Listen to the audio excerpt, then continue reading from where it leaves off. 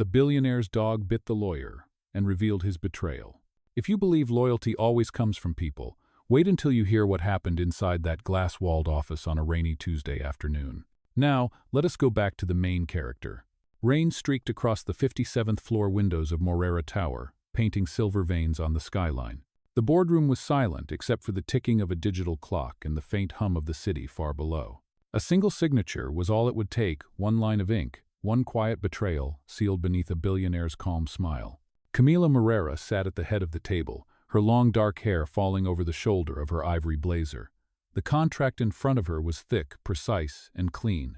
Her lawyer, Tristan Grimaldi, stood beside her, steady and practiced, every movement efficient. His navy suit was immaculate, his expression unreadable. At her feet lay Atlas, a massive Alaskan Malamute with gray and white fur. Normally, the dog was motionless during meetings, content to rest under the table like a shadow. Today, something in him was restless. His golden eyes kept darting toward the papers stacked near Tristan's briefcase. Camila reached for the pen. "Once this is signed, the Foundation's expansion can start," she said, her voice even but tired. Tristan nodded, though his hand twitched slightly when he handed her the pen. Atlas lifted his head. A low growl rolled from his throat, soft at first, then sharper, cutting through the silence. "Atlas," Camila murmured, startled. "What is it, boy?" Tristan froze. The growl deepened. Before anyone could react, Atlas lunged forward, jaws flashing. His teeth caught Tristan's wrist just as the pen touched paper. The lawyer shouted, the pen clattered, and blood streaked across the signature line. Cows broke loose. Assistants rushed in, the echo of heels on marble, the sound of papers scattering. Camila grabbed Atlas by the collar, pulling him back. "Atlas, stop!" she cried, voice trembling with shock. The dog released his grip but stayed tense, chest heaving, gaze fixed on the briefcase that had fallen open beside the table. Something slipped out of it, a small envelope marked with the logo of Westbridge Holdings, the rival firm that had tried for months to buy out Camila's foundation. Her breath caught. The scent of sharp ink and solvent stung her nose. For a second, everything around her blurred: the city lights, the shouting assistants, the pain in Tristan's eyes. All she could hear was the rhythmic ticking of the wall clock and the pulse of her own disbelief. Tristan pressed a handkerchief to his wrist. "He just snapped," he said quickly, his voice shaking. I do not know what came over him. But Atlas would not look away. The dog's ears were pinned back, his body angled protectively toward Camila, a low rumble still vibrating in his chest. Camila's gaze dropped to the blood-stained contract. The red mark bled across a line that read, "Transfer of temporary control." A strange chill crawled through her spine. No one spoke for a long moment. Only the rain kept whispering against the glass, soft but relentless, as if the city itself refused to look away. Then Camila lifted her eyes to Tristan, her tone calm but cold. "Take your briefcase and go home," she said. "We will reschedule when the documents are rechecked." Tristan hesitated, confusion flickering behind his composure. He nodded once, gathered his things, and left, his shoes leaving faint red prints on the polished floor. When the doors closed, Camila knelt beside Atlas. The dog leaned into her palm, trembling. She whispered, "Good boy," though her heart was pounding too hard to believe her own words. The rain outside thickened, running down the glass like ink, dissolving on paper. In that moment, she did not yet know that the bite had not been an accident. It had been a warning. Before we continue, I have a small favor to ask. Please hit subscribe and turn on the notification bell so you never miss our channel's new videos. It is quick, free, and it is the best way to support us in bringing you more dramatic stories. Your support means the world to us. Where are you watching from? Drop your city or country in the comments below. Thank you very much. Now let's continue the story. That night, Camila did not sleep. The rain had stopped, but the city below her penthouse was still slick with light and noise. She sat on the couch, barefoot, a mug of untouched tea cooling beside her. Atlas lay at her feet, his head resting on her lap. The wound on Tristan's wrist replayed in her mind, the sharp sound, the red stain across her signature. She kept seeing the logo on that envelope, Westbridge Holdings. Her foundation had always been her father's dream. He had built it to protect children affected by domestic violence. After his death, she had promised to keep it independent, untouched by corporate greed. Tristan had been part of that promise. He was the lawyer who never smiled but always delivered, the man who once stayed up all night reading bylaws beside her kitchen table. Now, that same man's briefcase smelled like betrayal. She opened her laptop and searched the internal document archive. The digital copies of the transfer agreement were not the same as the one she almost signed. Someone had inserted an extra clause, hidden in legal language dense enough to confuse even a board member. It granted temporary control of her intellectual property to Westbridge under emergency expansion conditions. Her pulse quickened. That was not an accident. That was a setup. Camila leaned back, rubbing her temples. Atlas stirred and lifted his head, watching her. "You knew before I did," she whispered. "You always do." The next morning, she arrived at the office before sunrise. The floor was quiet, the cleaners were gone, and the scent of coffee hung in the air. Tristan's office door was half open. On his desk sat a framed photo of his mother in a hospital bed, smiling weakly, and a half-burned candle beside it. For a brief moment, guilt tugged at her. Maybe he had reasons. But reasons did not erase deception. She pulled a small flash drive from her pocket and copied the recent file transfers from his work computer. Every click felt heavier. When the progress bar hit 100%, she ejected the drive and slipped it into her coat pocket. By noon, she sat across from her head of compliance, a middle-aged woman named Harper. "I need you to check something," Camila said. "Off the record." Harper frowned but nodded. "What am I looking for?" "Metadata in this document," Camila replied, handing her the flash drive. "Tell me who edited it and when." Harper glanced at her, understanding the weight in Camila's tone. "You think Tristan—" "I do not know what I think," Camila interrupted softly. "But Atlas does not attack people without reason." Hours passed. When Harper returned, her face was pale. She placed a printed report on the desk. "Last edit was made from Tristan's account 2 nights ago," she said quietly. "The IP address belongs to a private network registered to Westbridge." Camila's throat tightened. "Send me copies," she said. "Do not confront him yet." After Harper left, Camila stood by the window, staring out at the skyline. Her reflection looked calm, but inside, her heart was in freefall. She had trusted Tristan with everything: her contracts, her father's legacy, her peace of mind. And he had turned that trust into leverage. Behind her, Atlas shifted and padded closer, his nails tapping softly against the floor. She knelt, running her fingers through his fur. "You saved me once," she murmured. "Now we will save the foundation." The dog looked up at her, tail still, eyes steady. Camila straightened, picked up her phone, and made one call. Her voice was quiet but firm. "Harper, prepare a rewritten agreement. I want Tristan to sign it himself, and make sure every word of that meeting is recorded." As she hung up, the city outside brightened with late afternoon sunlight breaking through the clouds. The reflection of that light flickered across the glass walls, washing the office in gold. Camila exhaled slowly, her decision final. Atlas moved to the window beside her, watching the world below. Somewhere out there, a lawyer who once believed he could hide behind contracts was about to learn that loyalty once broken has teeth. 3 days later, the sky above the city was clear and sharp, the kind of blue that looked almost brittle. Inside the Moreira estate, sunlight streamed across marble floors and glass walls. Every surface seemed calm, but the air was heavy with something unspoken. Tristan arrived right on time. His wrist was bandaged neatly beneath his suit sleeve, his face pale but composed. As he stepped out of his car, the tall gates of the villa closed behind him with a slow mechanical hum.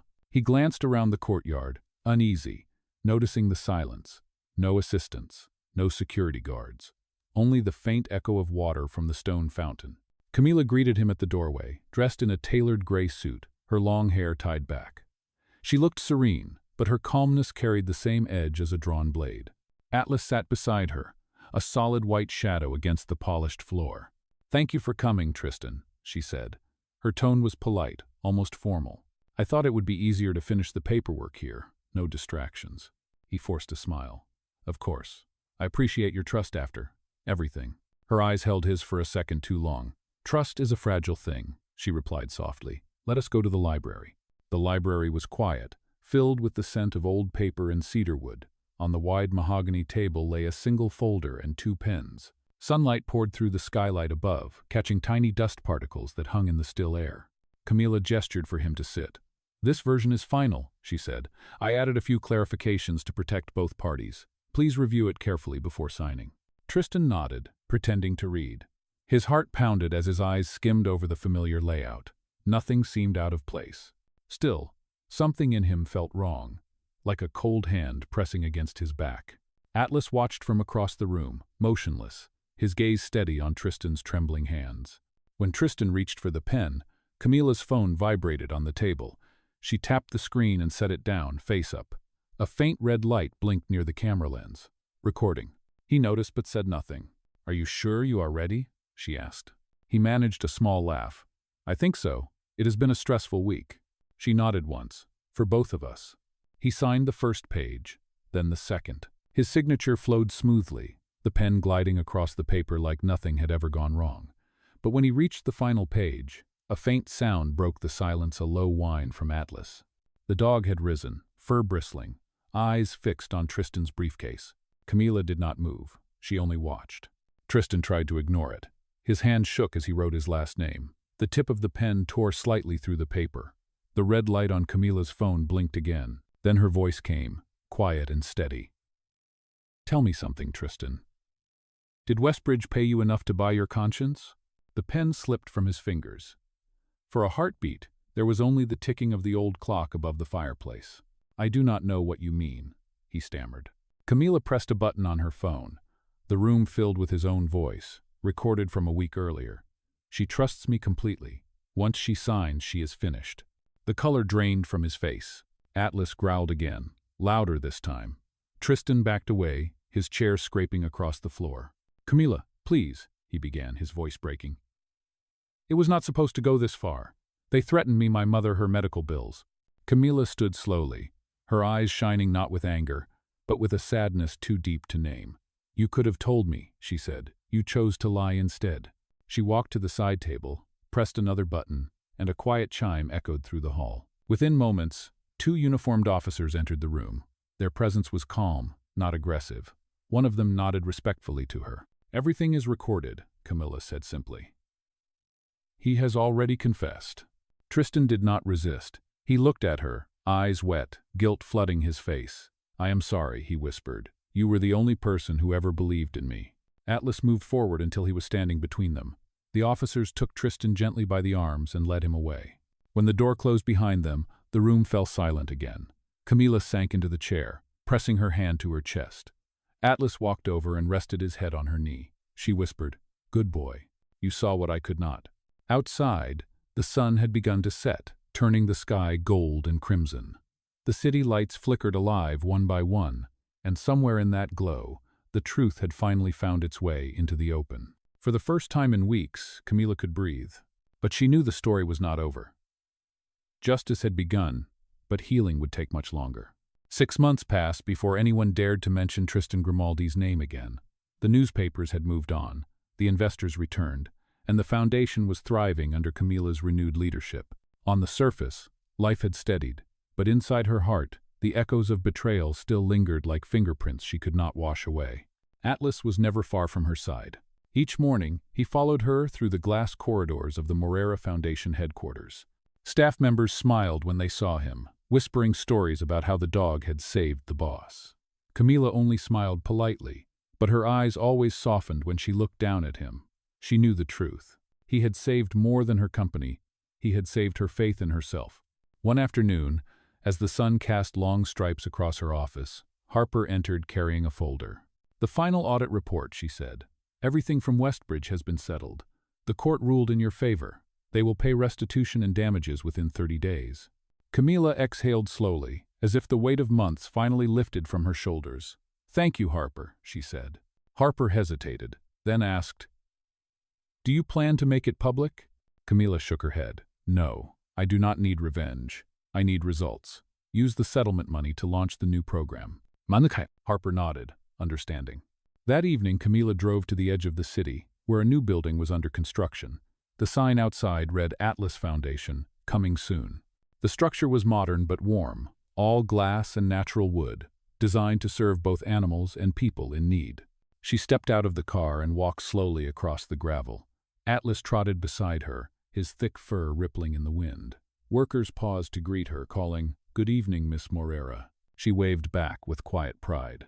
Inside, the scent of fresh paint filled the air. She paused in the main hall, where a bronze statue of a dog stood waiting to be unveiled. She lifted the cover gently, revealing a lifelike sculpture of Atlas, head lifted high, eyes cast forward. On the base were engraved 3 simple words: for loyalty, for truth. Camila smiled, tears welling in her eyes. "You earned this, my brave boy," she whispered. Later that night, she sat in her study, reading a letter that had arrived from the federal prison. The envelope was plain, the handwriting careful. "Camila, I know I have no right to ask for forgiveness, but I wanted you to know that I have started studying again. Law, ethics, everything I forgot. You were right, trust is fragile, but it can also rebuild if you are willing to face it. I teach basic law now to inmates who cannot read their own contracts. Maybe this is my punishment, or maybe it is my way to make things right. Either way, Atlas saved both of us. Thank you for letting me pay the price instead of hiding forever. Tristan." Camila folded the letter and set it down beside the bronze statue's small replica that sat on her desk. She looked at Atlas, who lay curled near her feet, tail-thumping once when she met his gaze. "Even broken people can rebuild, right?" she murmured. "As long as they stop pretending they are fine." Atlas gave a low, comforting sound, his eyes half closed. The next morning, news outlets reported that the Atlas Foundation had officially opened. Crowds gathered, cameras flashed, and children in bright uniforms released white balloons into the sky. Camila stood on the podium with Harper beside her, her hand resting lightly on Atlas's collar. "This foundation," she said into the microphone, "is not built on money or success. It is built on loyalty, truth, and the courage to stand up when something feels wrong, even when it costs you everything." The audience applauded, the sound echoing through the open courtyard. Atlas barked once, deep and steady, as if sealing her words. When the ceremony ended, Camila looked toward the horizon. The sun was bright, the sky clear, and for the first time in a long while, she felt peace instead of caution. Atlas leaned against her leg, eyes gentle and proud. Justice had been served. But what remained, the quiet rebuilding of trust, the daily act of choosing truth, was the part of the story that never made the headlines. It was the part that lived on, one loyal heartbeat at a time. A year later, the Atlas Foundation had become more than a name on a building. It had become a living promise. Every hallway carried stories of lives rebuilt, animals rescued, and people given a second chance. Yet, even as success surrounded her, Camila Moreira still visited the rooftop every Sunday morning, just after dawn, to sit in silence with Atlas beside her. The city was quieter at that hour. The sky blushed with pale gold, and the hum of traffic below felt distant. She would drink her coffee, pet Atlas's thick fur, and let the wind move through her hair. It was the only time she allowed herself to remember everything: the bite, the blood, the betrayal, and the strange way it had all led to healing. That morning she carried a small envelope. The return address read Federal Correctional Institute, Elmwood. Inside was a new letter, written in the same careful hand as before. "Camila, I wanted you to know that my mother passed away peacefully last month. Before she died, she told me that forgiveness is not a gift for others. It is a release for yourself. I do not ask for yours. I only hope the work I am doing honors what you once believed I could be. There is a shelter near the prison now. We named it Second Paw. We rescue abandoned dogs and train them to assist veterans. Every time I see one find a home, I think of Atlas. He taught me more about justice than any courtroom ever did. Thank you, Tristan." Camila folded the letter and placed it on the table beside her coffee. For a long time she said nothing. Atlas rested his chin on her knee, sensing her quiet reflection. "You see, Atlas," she murmured, "even broken hearts can grow flowers in their cracks." She looked out over the skyline, where sunlight flashed across the steel and glass of the city. Below, volunteers were already arriving for the day's event, a community fair, celebrating the Foundation's first anniversary. By mid-morning, the courtyard was alive with color. Children painted murals of dogs and trees. Food trucks lined the streets. Reporters milled about, cameras glinting. Camila moved among the crowd, greeting families, shaking hands, smiling genuinely for the first time in years. Atlas followed her like a silent guardian, his silver coat shining in the light. When the time came for her to speak, the crowd gathered beneath a white canopy. She stepped up to the podium, Atlas sitting neatly by her side. "Exactly 1 year ago," she began, "I thought my world had ended. I believed that when trust breaks, everything good inside you shatters with it. But I was wrong. Sometimes, truth breaks what needed breaking. Sometimes, the wound is the door." The audience listened quietly. A few wiped their eyes. she continued. This foundation was named for a friend who reminded me that loyalty is not blind obedience. It is courage, the courage to protect what is right, even when no one understands why. Applause rippled through the courtyard. Atlas barked once, deep and proud. After the ceremony, Harper approached her, smiling. "You did it," she said. "Your father would be proud." Camila looked toward the bronze statue at the entrance, where the engraving gleamed in the sun. For loyalty. For truth. She whispered, "So would Atlas." Harper frowned slightly. "Would? He is still here, Camila." "Lol." Camila smiled faintly. "He always will be." As the day ended, she returned to her office overlooking the city. The sky burned orange, fading to violet. Atlas lay by the window, breathing slow and steady. Camila sat at her desk, penning a short note to attach to Tristan's next letter. "Tristan, you were right. Forgiveness is freedom. You found yours, and I have found mine. Thank you for reminding me that even betrayal can become a beginning." She sealed the envelope and looked at Atlas once more. "Ready to go home?" she whispered. He lifted his head, tail thumping softly. She smiled, standing up to turn off the lights. As they stepped into the evening air, the last rays of sunlight caught the bronze statue outside, making it glow like living fire. Camila paused to glance back at the words one more time: for loyalty, for truth, and whispered, "For you." Toy. Then she walked forward into the quiet night. Atlas at her side, the city lights reflecting in her eyes like stars reborn. The following spring arrived with a softness the city had not felt in years. Trees bloomed early, and sunlight spilled across the skyline like forgiveness made visible. Inside the Atlas Foundation, laughter echoed through the wide glass halls. Volunteers moved between rooms carrying flowers, paperwork, and trays of food for the day's visitors. Camila Moreira stood near the entrance, watching a group of children paint the outer wall with bright colors. Atlas sat beside her, older now, his muzzle touched with gray. He was slower, calmer, but his eyes were as alert as ever. Every time a child reached to pet him, he wagged his tail with patient pride, as if he knew he was part of something larger than himself. Harper approached with a clipboard in her hands. "There is someone asking to see you," she said softly. "He does not have an appointment, but he says he knows you from before." Camila looked up. "Who is he?" "He said his name is Tristan," Harper replied. For a heartbeat, everything inside her went still. Then she nodded. "Bring him in." Moments later, Tristan Grimaldi stepped through the doorway. The sunlight framed him from behind, outlining a thinner, quieter man than she remembered. His once perfect suit was replaced by a simple gray shirt and jeans. His hair had grown longer, streaked with silver at the temples. "Camila," he said quietly. "Tristan." Her voice was steady, though her heart fluttered like a trapped bird. He took a hesitant step forward. "I was released 2 months ago. They said I could apply for community work. I wanted to see the foundation before I looked for anything else." Camila studied him for a long moment. "You helped build its legal framework," she said finally. "It makes sense that you would want to see it stand." He smiled faintly, his eyes tired but sincere. "It stands stronger than anything I have ever built." Atlas rose slowly and approached him, tail low, head tilted. Tristan froze, uncertain. Then the dog sniffed his hand and gave a quiet huff. Neither growl nor bark, just acknowledgement. Camila's shoulders relaxed. "He remembers," she said softly. Tristan nodded. "I never forgot either." He reached into his pocket and pulled out a folded piece of paper. "I wanted to give you this. It is a petition to restore pro bono rights for disbarred lawyers who complete rehabilitation programs. I am not asking for my license back, just the chance to help people who cannot afford legal aid." Camila took the paper, reading the careful language.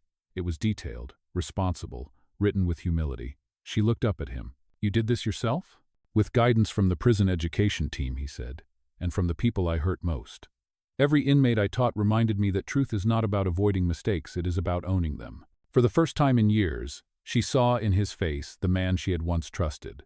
Not the ambitious lawyer, not the betrayer, but a person stripped bare and honest. She folded the paper and handed it back. "Keep it," she said, "but bring it to our next legal workshop. I want you to present it yourself. If you are ready to do good, do it where it matters." Tristan's eyes widened. "You would let me work here?" "Not as a lawyer," she said, her tone gentle. "As a mentor. Redemption needs structure, not permission." A tremor passed through him, a mix of gratitude and disbelief. "Thank you," he whispered. "I will not waste it." Atlas pressed his head against Camila's leg. as if approving her decision. She smiled faintly. "Neither will we," she said. That evening, when the last visitors left and the halls grew quiet, Camila stood by the bronze statue at the entrance. The sunset painted everything in amber light. She could see Tristan outside, helping the volunteers load boxes into a van, his movements careful but purposeful. She whispered to Atlas, "Sometimes justice looks like punishment, but sometimes it looks like a second chance." The dog gave a low sound of agreement. Camila turned the lights off, the foundation glowing behind her like a lighthouse in the fading dusk. As she locked the door, she knew this was what the story had always been about, not the betrayal, not even the forgiveness, but the long road between the two, where people choose to change. And somewhere along that road, loyalty and truth found each other again. Summer settled over the city, warm and bright, washing the Atlas Foundation in gold. The air smelled of sun-baked stone and blooming jasmine from the courtyard garden. For the first time in years, Camila Moreira felt peace without waiting for the next storm.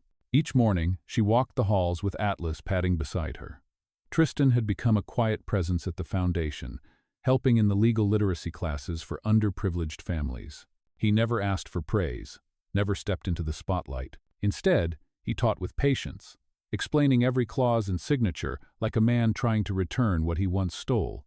The staff had grown to respect him, though whispers still lingered. Some called it redemption, others called it guilt. Camila called it progress. One afternoon, she stood outside the classroom door listening. Tristan was explaining a contract to a young woman who had nearly lost her home to a predatory lender. His voice was calm, his explanations clear. When the woman signed her new corrected agreement, her eyes filled with tears. Tristan smiled gently and said, "The law is not just paper. It is protection if you know how to read it." Camila felt something ease inside her. For the first time, she no longer saw him as the man who betrayed her. She saw him as someone rebuilding himself, one act of service at a time. After class, Tristan found her waiting in the corridor. "You heard that, did you?" he asked with a shy smile. She nodded. "I did. You are good at this." He laughed softly. "Better late than never." Then, after a pause, he added, "You did not have to give me this chance." She met his eyes. "Everyone deserves one, Tristan, even those who once forgot what loyalty means." He lowered his gaze, emotion tightening his jaw. "I will keep earning it." That evening, the foundation hosted a small gathering for its volunteers.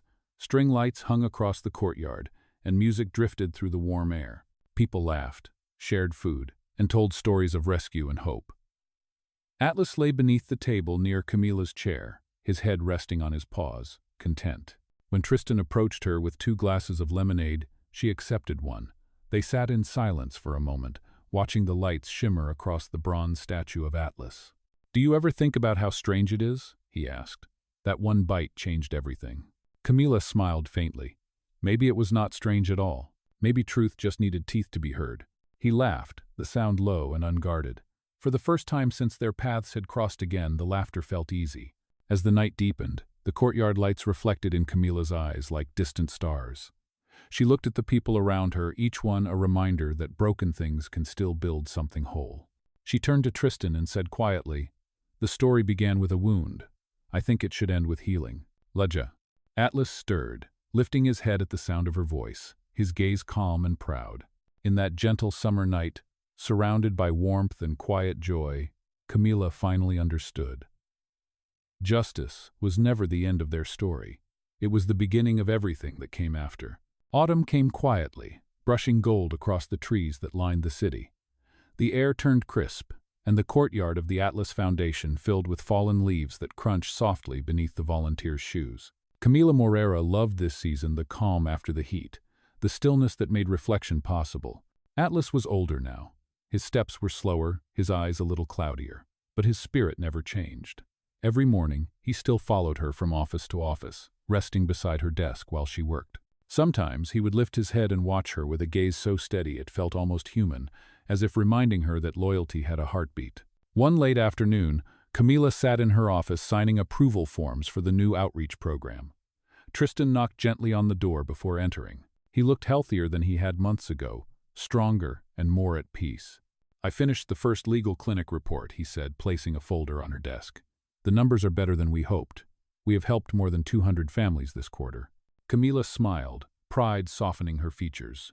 "That is extraordinary. You have done well, Tristan." He hesitated before answering. "We did it, Camila. All of us. I could not have done it without your forgiveness."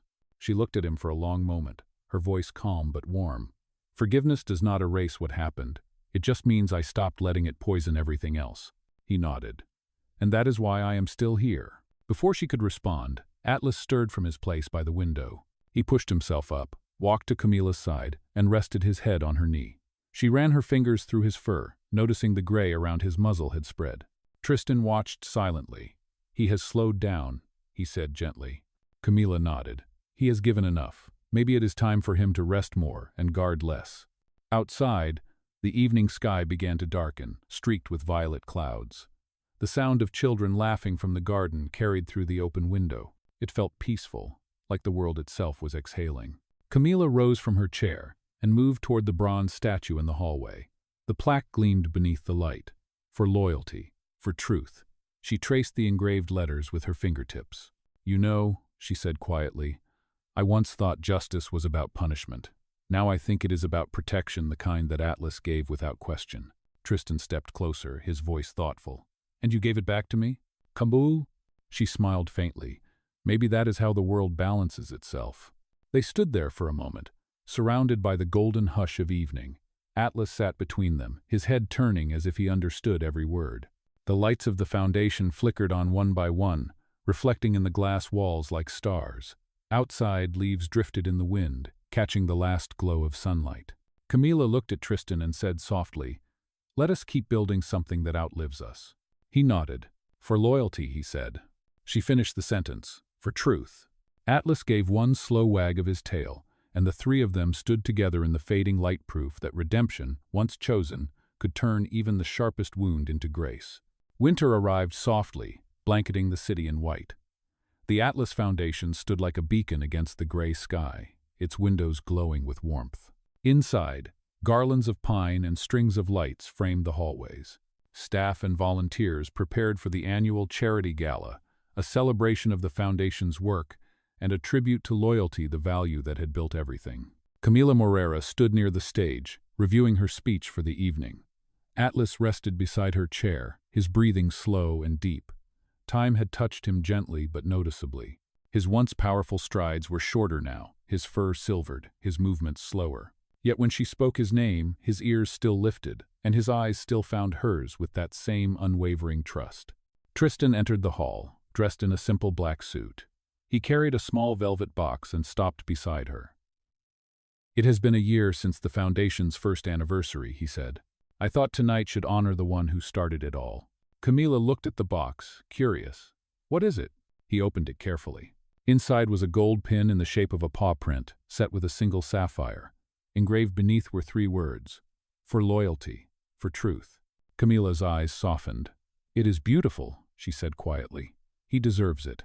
They walked together to the front of the stage. Guests filled the hall, and the hum of conversation quieted as Camila took the microphone. Atlas lay at her feet, calm, his head resting on his paws.